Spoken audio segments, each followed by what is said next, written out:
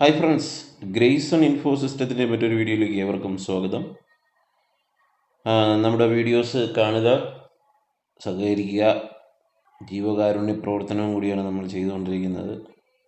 അതിനുവേണ്ടി നമ്മുടെ വീഡിയോ കാണുക എന്നുള്ള ഒറ്റ കാര്യം മാത്രം നിങ്ങൾ ചെയ്താൽ മതി.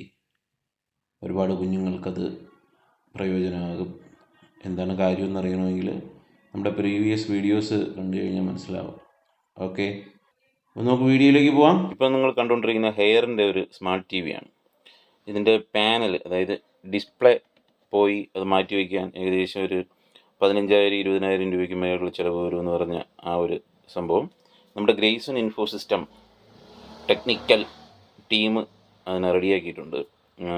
അതിൻ്റെ ടെക്നിക്കൽ വശങ്ങൾ നിങ്ങൾ കമൻറ്റ് ചെയ്ത് ചോദിക്കുക, നമ്മുടെ പേഴ്സണൽ നമ്പറുകളിൽ വിളിച്ച് ചോദിക്കുകയോ ചെയ്യുക. ടെക്നിക്കൽ ഇപ്പോൾ റിവീൽ ചെയ്യാൻ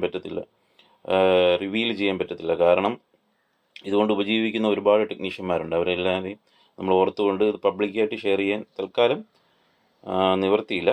അങ്ങനെ പാനൽ കംപ്ലൈൻ്റ് ഉള്ള ഒരു ടി വിയുടെ പാനൽ നമ്മൾ റെഡിയാക്കി എടുത്തതാണ് നിങ്ങൾ കാണാൻ പോകുന്നത്.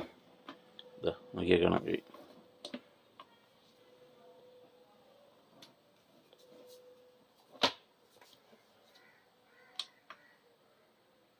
പവർ ഓഫ് ചെയ്തു.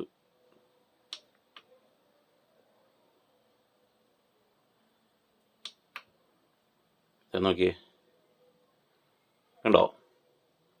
പക്കയായിട്ട് പാനൽ റെഡി ആയിട്ടുണ്ട്. വേറെ വിഷയങ്ങളൊന്നുമില്ല. പാനലിൽ കുറച്ച് പൊടി പറ്റിയിരിപ്പുണ്ട്. അത് ക്ലീൻ ചെയ്താൽ മാറാവുന്നതേ ഉള്ളൂ. വേറെ കണ്ടീഷനായിട്ടുണ്ട്.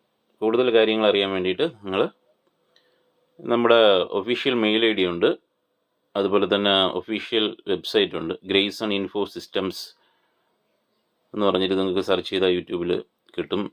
അതുപോലെ തന്നെ നമ്മുടെ ഫേസ്ബുക്ക് ഉണ്ട്. നമ്മുടെ ഓൺലൈൻ പ്ലാറ്റ്ഫോമെല്ലാം അവൈലബിൾ ആണ്. നിങ്ങൾക്ക് അതെല്ലാം കാര്യങ്ങൾ ചോദിക്കാവുന്നതാണ്.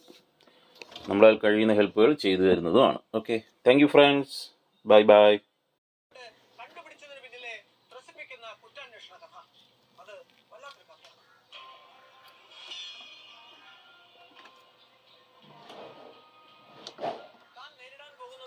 സങ്കീർണമായ ഒരു കേസാണ് എന്ന ബോധ്യം ഉള്ളിലുള്ളതുകൊണ്ടായിരിക്കും തന്റെ അധികാര പരിധിയിൽ ഡിപ്ലോയ്ഡ് ആയിട്ടുള്ള ഏറ്റവും മികച്ച ഓഫീസർമാരെ ചേർത്തുകൊണ്ട് ഒരു സ്പെഷ്യൽ ഇൻവെസ്റ്റിഗേഷൻ ടീം തന്നെ എക്സ് ഒഫീഷ്യോ ആയിട്ടെങ്കിലും ഉണ്ടാക്കണമെന്ന് SP വിജയൻ ഉറപ്പിക്കുന്നു.